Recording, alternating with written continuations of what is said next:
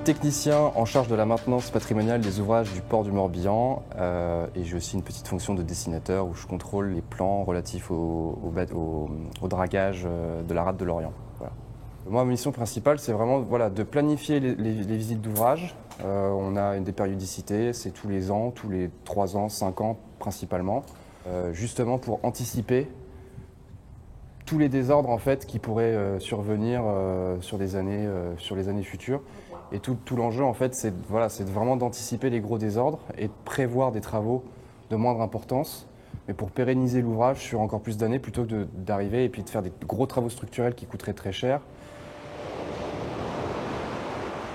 J'ai un DUT génie civil avec une petite spécialité génie maritime, génie portuaire, donc bac+2. Ensuite, je ne savais pas vraiment si je continuais mes études ou pas. Donc je me suis inscrit en licence, ça l'a pas du tout fait, je m'y retrouvais pas, j'avais l'impression de refaire ce que je faisais en DUT, donc ça l'a pas fait. Une période un peu compliquée, donc je me suis dit bon, je vais faire un break, je vais arrêter, de toute façon ça sert à rien de s'engager plus que ça. Et puis arrivé à mes 25 ans, bon Martin, il serait temps quand même que tu t'épanouisses dans un métier pour lequel tu es fait. Donc recherche d'emploi, je me suis inscrit à Pôle emploi, j'ai été accompagné, etc. Mais comme globalement j'aime bien aussi faire les choses par moi-même, c'était tous les jours du Indeed, des sites dédiés aux offres d'emploi. Et un jour, au miracle, je tombe sur l'annonce de la région de Bretagne qui avait mis un poste de technicien pour 4 mois. J'ai postulé, j'ai été pris et aujourd'hui je suis en contrat c'est un contrat de 3 ans renouvelable une fois. Et après je passerai le concours de technicien. Pareil, ça amène à passer son concours de technicien pour s'intégrer, parce que malgré tout je suis pas titulaire, je suis juste contractuel sur emploi permanent. Entre 2018 et maintenant,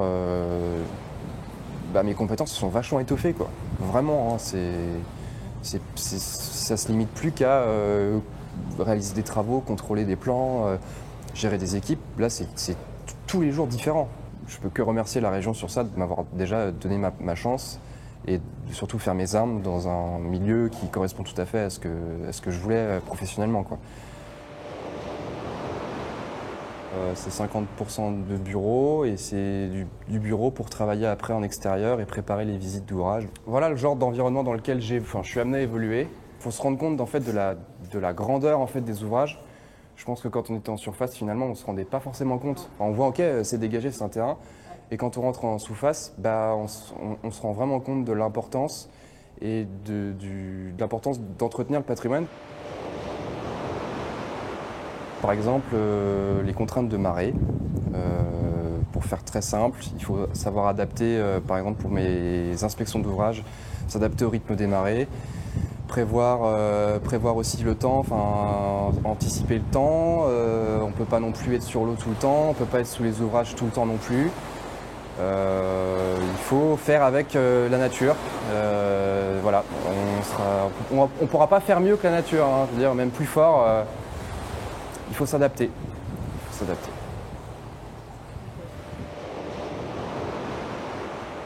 Ce que j'aime énormément, c'est de pouvoir évoluer dans un environnement ouvert quand je le peux, là où on est actuellement. On est au contact direct avec les éléments, que ce soit les éléments construits par l'homme, donc là le béton, ou la mer qui est juste là, juste à nos côtés. C'est toute cette ambiance portuaire, je trouve qu'il y a un charme qui s'en dégage, et ça me plaît beaucoup.